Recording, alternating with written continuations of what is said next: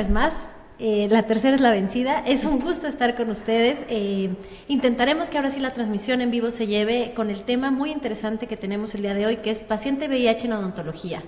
Presentarles a la doctora maestra Itzel Castillejos García. Ella es profesora de la Facultad de Odontología, conferencista a nivel nacional e internacional, y ella tiene la especialidad de la maestría en el área de patología bucal y medicina igualmente. Doctora, muchas gracias. Gracias nuevamente y esperemos que de verdad la tercera sea la vencida. Entonces, bueno, comenzaremos con saber qué es el VIH. Bueno, el VIH es el virus de inmunodeficiencia humana. Es un virus que se denomina retrovirus, ya que contiene material genético de tipo ARN, y además de tener este material genético ARN, tiene otras enzimas que le van a ayudar a la replicación y a poder lograr la infección. El material genético...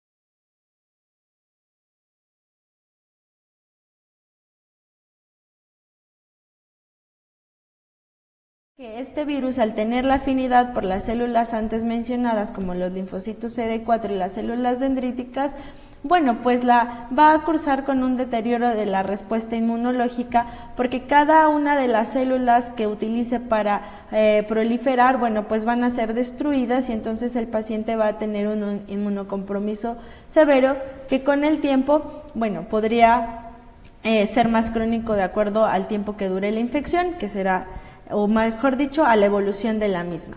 Las vías de transmisión por las cuales podemos infectarnos por el virus de inmunodeficiencia humana van a ser tres tipos. Va a ser la vía sanguínea, la vía materna y la vía sexual.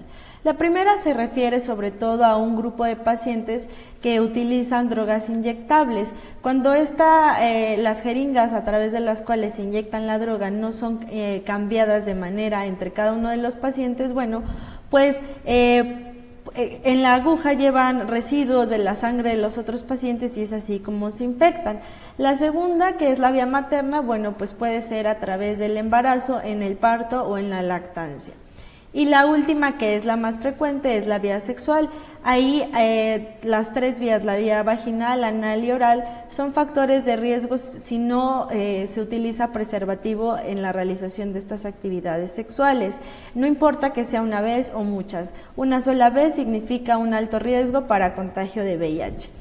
En este contexto es importante resaltar que las vías de transmisión anteriormente mencionadas son las que pueden contagiarnos, además de una que prácticamente en México no existe, que es a través de transfusiones de sangre y sus hemoderivados. ¿Por qué? Porque actualmente existen protocolos para la examinación de la donación de sangre y evitar que no solo el VIH se transmita de esa manera, otros virus. Pero el VIH no se va a contagiar por convivir con la persona de manera cotidiana, ni por compartir utensilios, alimentos ni bebidas, ni mucho menos por abrazar, estrechar la mano o dar un beso en la mejilla, ¿ok? Entonces eso es importante conocerlo. Cuando un paciente es diagnosticado con VIH, se categoriza de acuerdo a las manifestaciones clínicas que tiene y a los conteos de CD4. ¿Por qué? Porque el conteo de los CD4 nos da una idea de qué tan comprometido no está inmunológicamente el paciente, y estas categorías son establecidas por el Centro de Control de Enfermedades que se estableció en los Estados Unidos. Las categorías clínicas se van a dividir en tres, en A, B, C, dependiendo de la sintomatología y los signos que presenta el paciente. Es decir, cuando está en categoría A es un paciente que no tiene síntomas, quizás en algún momento inicial, sobre todo en las primeras semanas después de la infección, puede haber tenido sintomatología como parecidas a un malestar general por fiebre, que desaparece. Posteriormente, en la B comienza a tener algunos signos como infecciones oportunistas localizadas, como la candidiasis oral, puede tener algunas lesiones, leucoplasia vellosa, entre otras. En la categoría C son pacientes que clínicamente presentan infecciones diseminadas, principalmente, y neoplasias de origen maligno. Entonces, ambas cosas, la sintomatología y qué tan inmunológicamente no está comprometido, pues nos van a ayudar a determinar cómo podría ser el pronóstico del paciente. ¿Ok? Entonces, todas aquellas que se encuentren en la categoría clínica C y todas aquellas que tengan menos de 200 linfocitos CD4 se categorizan en SIDA. ¿Qué es SIDA? Bueno, es el síndrome de inmunodeficiencia adquirida, es como la etapa más avanzada de la infección por VIH. Entonces, es importante que en este momento quede claro que no todo paciente infectado por VIH va a tener SIDA, ¿verdad? Sí, entonces, si el curso de la infección es bueno, puede que jamás llegue a la categoría de SIDA. Pueden pasar más de 15 años y el paciente jamás llega a esa categoría, y mucho menos si es tratado de la manera correcta. ¿Ok? Algunos pacientes, cuando son diagnosticados, están en categoría de SIDA y después, durante el transcurso de su enfermedad, salen de esa categoría de SIDA. ¿Por qué? Bueno, pues porque aumentan sus linfocitos CD4 y se encuentran asintomáticos posteriormente. Estos síntomas van a estar relacionados con dos parámetros que vamos a evaluar de manera constante. Uno, que ya dijimos, va a ser el conteo de linfocitos CD4, pero otra va a ser el nivel del virus, es decir, cuántas copias virales tenemos en la sangre por cada milímetro cúbico, y que va a variar dependiendo, claro, de la fase de la enfermedad. Al inicio, en las etapas agudas, tenemos muchísimas copias virales, es una etapa altamente contagiosa, pero llega un momento que, como ven en la imagen, puede disminuir ese nivel de virus y entonces el paciente puede estar asintomático por mucho tiempo. Cuando hay un alce en estas copias virales, bueno, pues comienza a desarrollar los signos y síntomas antes mencionados. ¿Cómo se va a diagnosticar un paciente? Bueno, actualmente existen diferentes pruebas, que algunas son rápidas y de tamizaje, que nos permiten conocer si se encuentra el paciente o no infectado por el virus de inmunodeficiencia humana. Existen tres tipos de pruebas, una que es a través de anticuerpos, otra que es a través de la detección de anticuerpos y antígenos que se denominan combinadas, y otras más que detectan el ácido nucleico del virus. Las primeras son las más comunes, dentro de las cuales se encuentra la prueba de ELISA y ¿qué hacen? Bueno, detectan los anticuerpos que nuestro cuerpo va a generar en contra del virus una vez dentro de nuestro organismo. Sin importar el mecanismo que utilizan estas pruebas, todas son eficientes, pero siempre deben cumplir con una normatividad mexicana, que es la que observan en la presentación, y que bueno, esto indica que para empezar necesita hacerse un consentimiento informado antes de realizar la prueba, explicarle al paciente, y siempre debe ser de manera confidencial, tanto la prueba como los resultados de la misma. Además, todas estas pruebas necesitan una comprobación, es decir, si en algún momento da positiva la prueba en algunas de tamizaje, bueno, pues se necesita comprobar y lo veremos más adelante.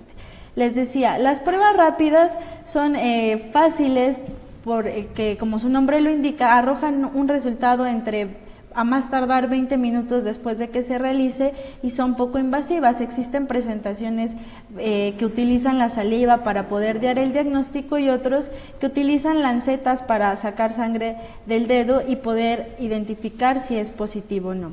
Pero como les decía, al final cualquiera de las cuales se utilice necesitan ser comprobadas a través de un Western blot, que es la prueba definitiva.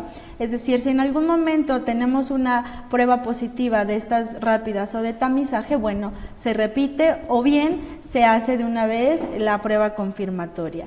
No podemos diagnosticar por completo a un paciente si no existe esta prueba confirmatoria. ¿Por qué es importante diagnosticarse? Porque es necesario que se elimine ese miedo que existe en las personas para no realizarse una prueba de VIH. Bueno, porque al menos 1 de cada 8 personas con VIH no saben que lo tienen, ¿ok?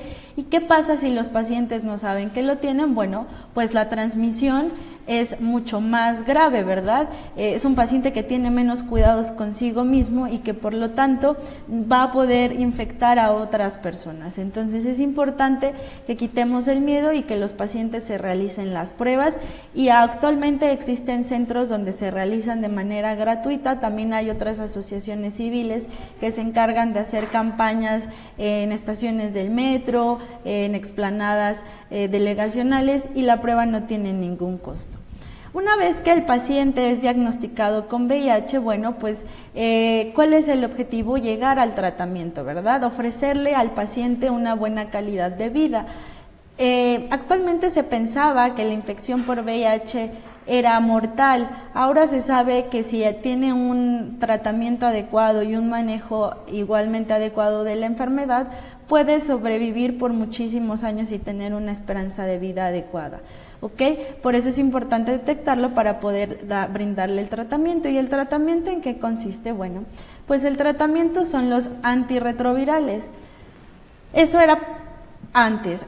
Ahorita existe una terapia que se llama la terapia antirretroviral altamente activo, que consiste en una politerapia de 3 o más de estos antirretrovirales, con la finalidad de eliminar o evitar la proliferación del virus.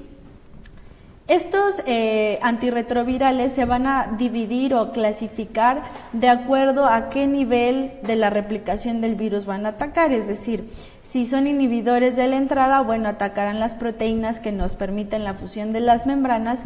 Si son inhibidores de la integrasa, bueno, impiden que el ADN complementario se integre al ADN de la célula y entonces ya no pueda replicarse. Es importante aclarar que el VIH no es curable, pero que este medicamento puede ofrecer una muy buena calidad de vida. Les mencionaba que va a tratar o tiene el objetivo de evitar la replicación del virus y por lo tanto, al no haber replicación del virus, pues no se va a afectar tanto la respuesta inmunitaria y esta puede mejorar y comportarse de una buena manera para proteger al paciente de cualquier infección oportunista en caso de que sea este el caso. Además de evitar la replicación del virus, la tara, como se denomina este tratamiento, pues es importante porque ofrece otras ventajas, como que puede minimizar el desgaste del sistema inmunológico que ya habíamos visto, evitar la evolución o retrasar la evolución del VIH y que el paciente pueda vivir muchas décadas, como les mencionaba, sin llegar a la categoría de SIDA. Disminuye la incidencia de otras enfermedades crónicas importantes relacionadas a la etapa de SIDA y sobre todo evita o disminuye la posibilidad de transmisión del VIH. Es decir, el utilizar el tratamiento también es una medida de prevención para el contagio del mismo. Cuando los pacientes responden de manera adecuada y óptima al tratamiento antirretroviral, pueden incluso llegar a tener una carga viral indetectable. Esto quiere decir que el paciente tiene tan pocas copias virales que ya no es posible detectarlo. Entonces, eso, por lo tanto, reduce el potencial de contagio de ese paciente a otro, Actualmente en el mundo viven aproximadamente 37 millones de personas que se encuentran infectadas por el virus de inmunodeficiencia humana. 2.1 millones de ellos lo contrajeron a partir del 2015. De todas estas personas, cerca del 46% están bajo tratamiento TARA y esto pues les ofrece, les decía, una mejor calidad de vida. En México, actualmente, hasta finales de septiembre del 2016, se reportaron 186.655 casos de SIDA y 9.257 casos de diagnóstico reciente en el último año, de los cuales poco más de la mitad corresponde a infección del VIH y el restante fue categorizado en SIDA cuando se realizó el diagnóstico. Las defunciones que se asocian a la infección por VIH o al SIDA, alcanzan las 5.000 casos. Entonces, ¿esto qué nos indica? Que sigue siendo una problemática de salud y que debemos estar alerta de toda esta infección y de las posibles maneras de contagio. De los porcentajes que se reportan de qué sexo es el más afectado, estadísticamente es el hombre con un 82%, sin embargo es importante aclarar que pudiera ser que los que están reportados no significa que es el total de la población. Ustedes recuerdan que les mencioné que por lo menos 1 de cada 8 pacientes no sabe que tiene la infección, entonces puede ser que hay muchas mujeres que no acuden y que no son reportadas como diagnosticadas. Estas solo son estimaciones acerca del total. En nuestro país, el estado con mayor número de casos reportados con pacientes VIH-Sida, pues es el estado de Campeche. Es el que tiene mayor número de pacientes.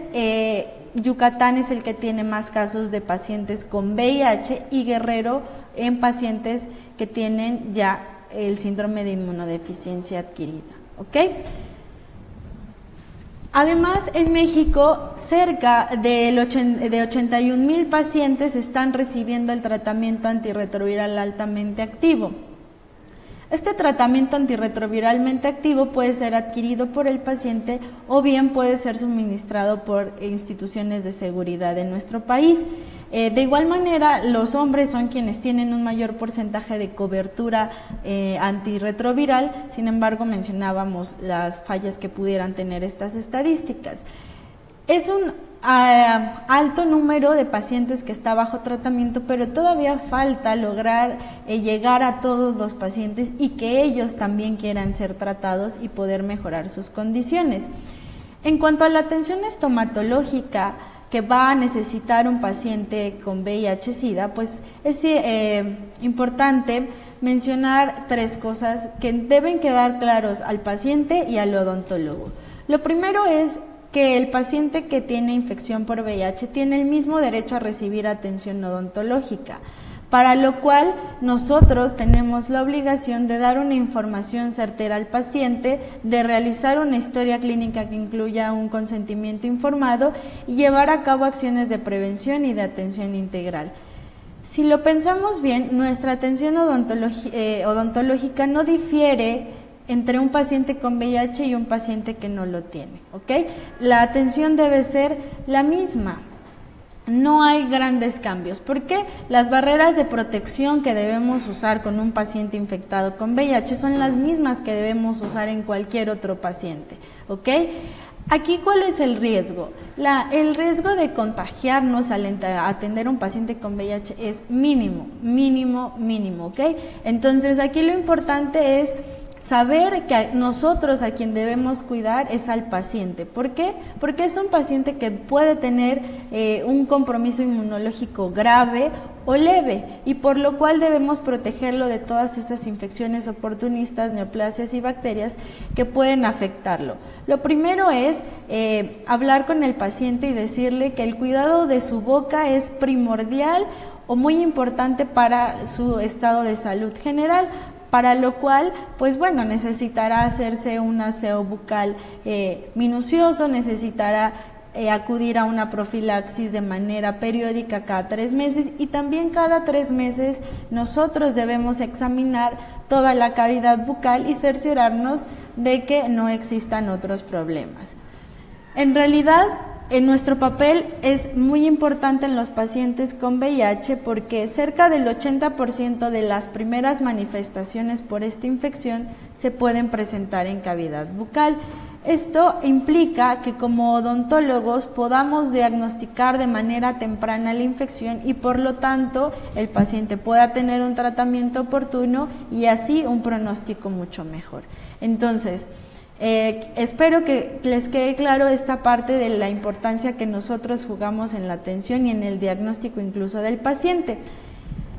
Una vez que nosotros tenemos un paciente que nos refiere ser VIH positivo, nosotros podemos pedirle la confirmación del diagnóstico, es decir, el paciente nos puede entregar una copia del resultado que se le entregó o bien no puede entregarlo. Eso es a criterio del paciente. De preferencia debemos tratar de que nos los dé, pero lo que sí es nuestra obligación pedir y que no se nos puede negar es solicitar el conteo del linfocito CD4 y la carga viral. Ambos parámetros nos van a poder indicar qué conducta clínica podemos seguir en cada uno de los pacientes. Si ustedes observan el cuadro, bueno, dependiendo de la cantidad de linfocito CD4 que tiene cada paciente, podemos ver qué tratamientos o no podemos realizar. Si el paciente tiene más de 200 CD4, además tiene una carga viral baja y no tiene síntomas clínicos, bueno, pues podemos hacer los tratamientos de rutina y algunas intervenciones leves como cirugías periodontales pequeñas, las exodoncias y las biopsias.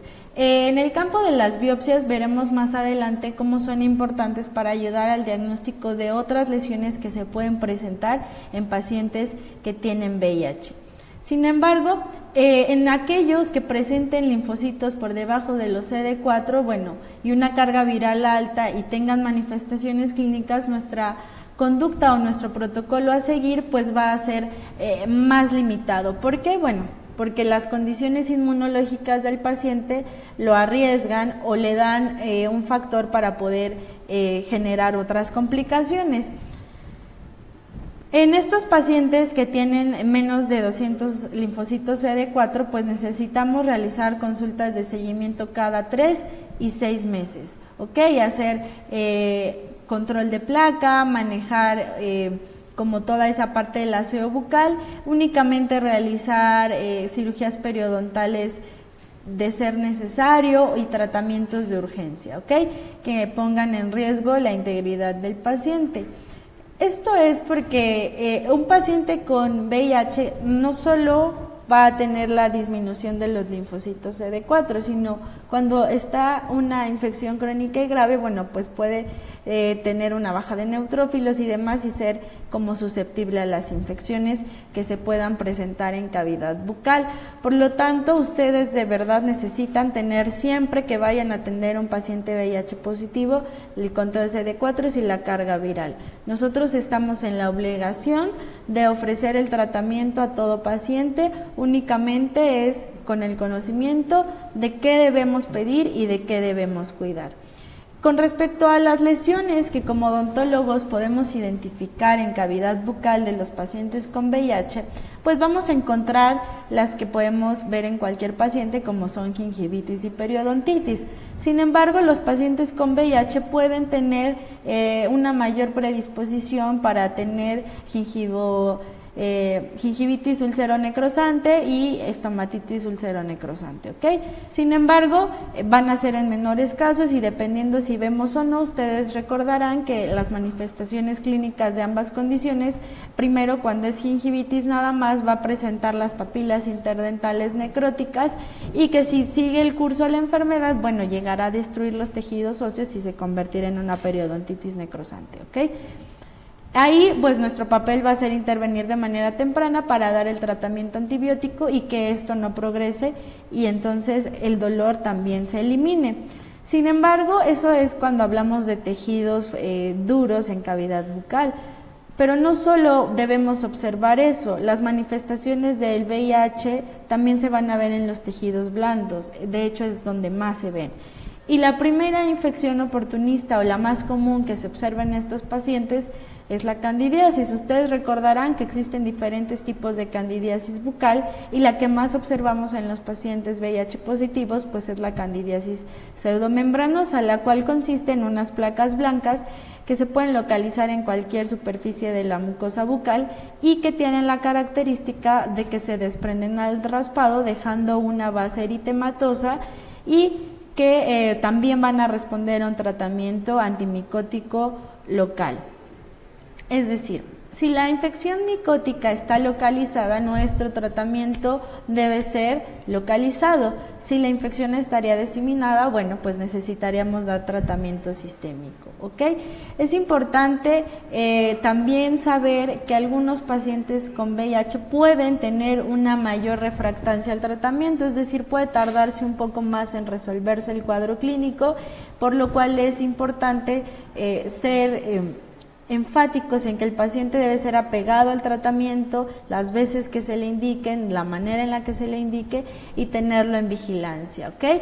Sobre todo los pacientes cuando inician el tratamiento antirretroviral, los 3 primeros meses en la recuperación inmunológica se pueden manifestar muchas más de estas enfermedades o lesiones en cavidad bucal, por lo cual los 3 primeros meses que el paciente tiene este tratamiento, nuestro seguimiento debe ser mucho más, ¿ok? Y les decía, si tiene candidiasis y cualquier otra lesión, darle el seguimiento, decirle cuánto debe durar el tratamiento y poco antes del término del tratamiento volverlo a evaluar para ver si es necesario postergar el tratamiento o bien que aumentamos los días que se le habían indicado.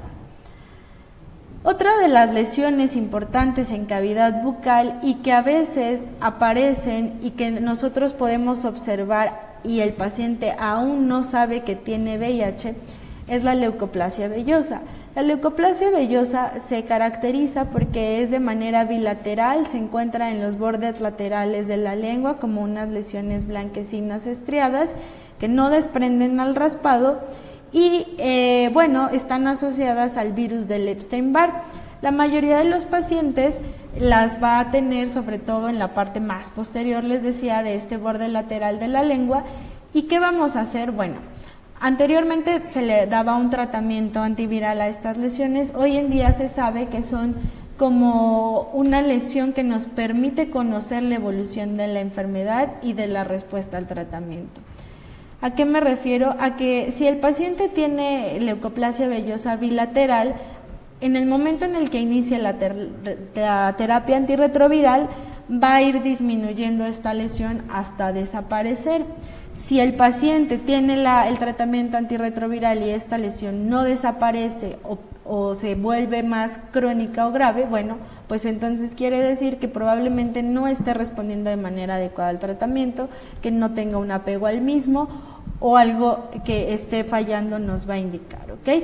Entonces, para esta lesión no necesitamos tratamiento, va a responder a la terapia antirretroviral. Y les mencionaba, muchas veces esta lesión aparece y el paciente no conoce que es VIH positivo porque sistémicamente está asintomático, pero tiene estas lesiones.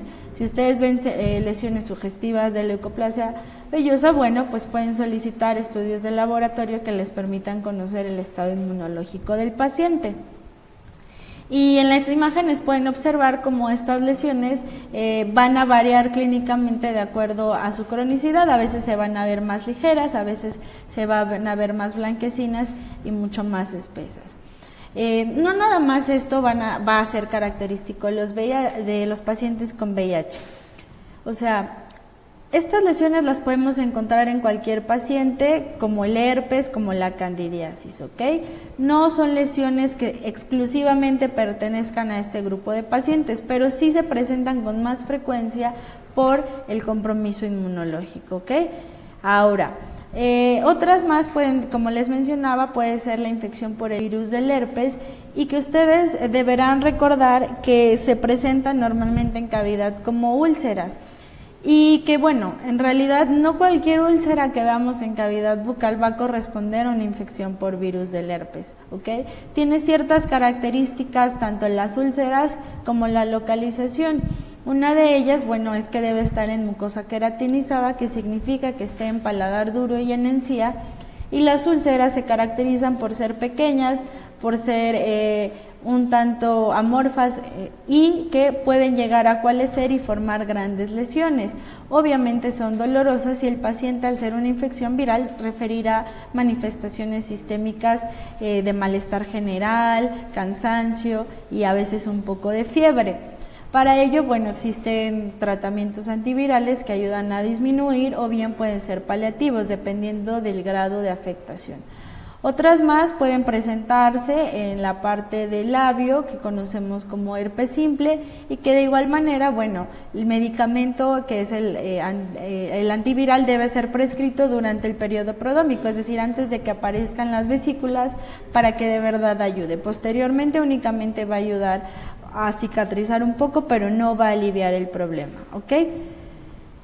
Estas son como las anteriores, son como esas infecciones oportunistas que generan manifestaciones en el paciente VIH positivo y que nos permiten saber que inmunológicamente tienen una afectación. ¿Por qué? Porque al igual que en otros pacientes, si vemos candidiasis pseudomembranosa, bueno, sabemos que sistémicamente están debilitados, no tiene que ser necesariamente por VIH, en este caso sabemos cuál es la causa y por lo tanto pueden aparecer múltiples infecciones oportunistas. Lo importante es controlar esas infecciones oportunistas dejándolas de manera localizada, no permitir que una candidiasis bucal se disemine y entonces se complique en estos pacientes. De igual manera con la infección por herpes, y les mencionaba, en el caso de la leucoplasia vellosa, bueno, es más fácil porque esta va a desaparecer con el tratamiento antirretroviral en la mayoría de los casos.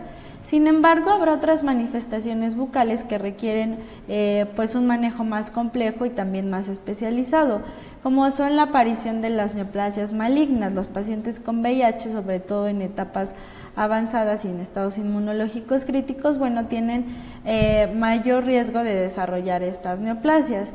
Las principales que podemos observar en los pacientes con VIH, bueno, pues son el linfoma de tipo no-Hodgkin, que puede aparecer en la mucosa o bien también puede aparecer en tejidos duros.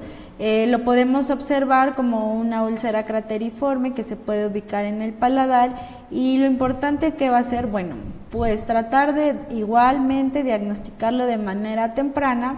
¿Por qué? Porque el paciente ya tiene un tratamiento de por vida, que son los antirretrovirales, y si tiene un linfoma, bueno, tendrá que someterse a los tratamientos como quimioterapia y radioterapia para poder eliminar estas lesiones. Entonces, al final también compromete el estado inmunológico del paciente el tratamiento que requiere para un linfoma. Por ello es importante que se diagnostique temprano para que el tratamiento del mismo sea menos invasivo y no perjudique el estado del paciente. Otras de las lesiones que podemos ver en cavidad bucal en estos pacientes va a ser el sarcoma de Kaposi, el cual es una lesión vascular maligna que normalmente vamos a encontrar en la encía o en paladar y que se caracteriza por ser un aumento de volumen violáceo que puede ser lobulado, que pueden ser múltiples. ¿Y cuál es la causa? Bueno, está asociado al virus del herpes humano tipo 8 y en realidad actualmente es un diagnóstico clínico. Al igual que la leucoplasia vellosa, no necesitamos tomar una biopsia, ¿ok? Únicamente es el diagnóstico clínico y de manera similar también va a disminuir con el tratamiento antirretroviral altamente activo, pudiendo no requerir ningún tratamiento. Si no disminuyera por completo, bueno, se pueden recurrir a otras alternativas terapéuticas para tratar de eliminar la lesión, pero es importante que sepan que es vascular, que no pueden tocarla de manera fácil por el sangrado que va a haber en ellas, entonces referirla con un especialista. En el caso del linfoma, bueno, es necesario que para el diagnóstico se tome una biopsia y poder confirmar el linfoma y para posteriormente después genotipificarlo y saber a qué tipo de linfoma corresponde específicamente. ¿Ok? Además de todas estas lesiones que ya vimos que no son propias del paciente con VIH, pero se observan más en ellos, hay otro riesgo. La infección por el virus de inmunodeficiencia humana puede traer consigo pues otras infecciones de tipo de transmisión sexual, como pueden ser sífilis, gonorrea, herpes genital, entre otras. Entonces es importante tener el control y explicarle al paciente que el hecho de que ahora esté protegido por los tratamientos antirretrovirales no es sinónimo de que pueda descuidar otros aspectos, ¿ok? Y entonces mantener la vigilancia porque habrá pacientes que se presenten principalmente con infecciones como son la sífilis. La sífilis puede estar en diferentes etapas y en cavidad bucal podemos observar las tres, sin embargo, la que más se observa es la etapa secundaria y que se aparece como parches mucosos, pueden ser nódulos linguales o bien pueden ser úlceras superficiales.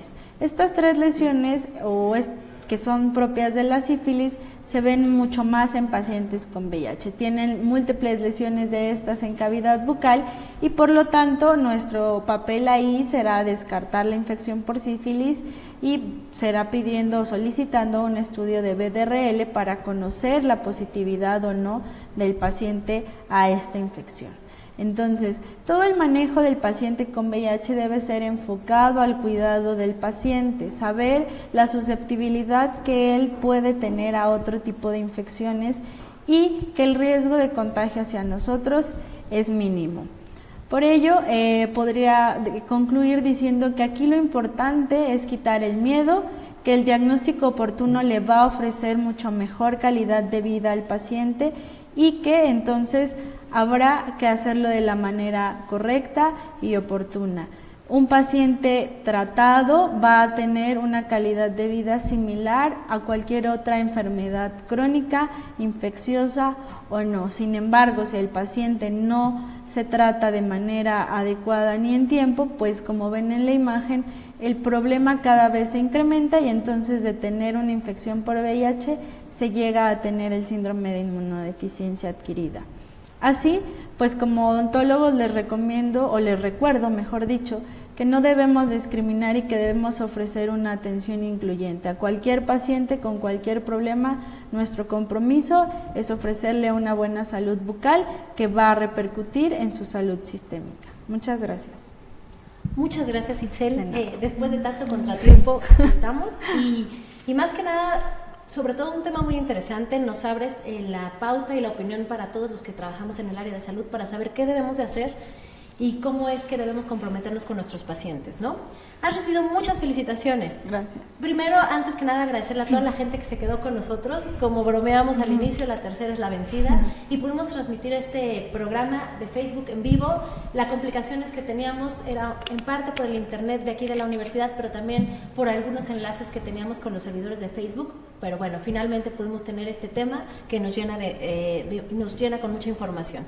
Mira, tienes felicitaciones de Leti Victoria, saludos desde Chile y desde Colombia, Lilia y Ariela Ibas, saludos desde Durango a través de Doris, Recomiendan mucho, Sandra Olalde, el que podamos ver programas como este, tanto profesores y alumnos, para saber cómo es que debemos manejarnos ante este tipo de situaciones. Mirna Dum también dice que el tema estuvo muy interesante, muy buena información. Te saludan desde Toluca, desde aquí, desde la Ciudad de México. Siguen entrando todo lo que vienen siendo las felicitaciones, que es lo que estamos viendo ahorita a través del celular. Bueno, a través de también Claudia Gamboa, Daniel Rodríguez, Álvaro Gabriel, muchas felicitaciones, muy buena información la que aportaste, etcétera, etcétera, etcétera. Desde Perú también te mandan felicitar, Rudy Reiner. Y también es importante, tienes la felicitación también de nuestro director, que se enlazó con nosotros en nuestro Face en vivo. Muchas felicidades. Muchas gracias. No tenemos ahorita en vivo lo que vienen siendo algunas preguntas, pero sí me gustaría, yo sé que está en pantalla, o por lo menos pusiste en pantalla lo que viene siendo tu correo. ¿No lo puedes repetir, por favor, para cualquier duda? Sí, esto con minúsculas es itz.casg@outlook.com. Muchísimas gracias, Itzel. No hay que. Sobre todo recordarles que dentro de 8 días, esperemos en punto de las 10, estar con ustedes y sin ninguna otra complicación. Es miércoles 22 de marzo con el tema Introducción a la Implantología, junto con el doctor Eduardo Medina y el doctor José Viales. Fue un gusto estar con ustedes. De verdad agradecerles a toda la gente que el día de hoy corrió, Mario, los chavos de Servicio Social, de Cómputo, que estuvieron con nosotros para que este enlace se pudiera llevar tarde que temprano. Muchas gracias. Muchas gracias. Hasta luego.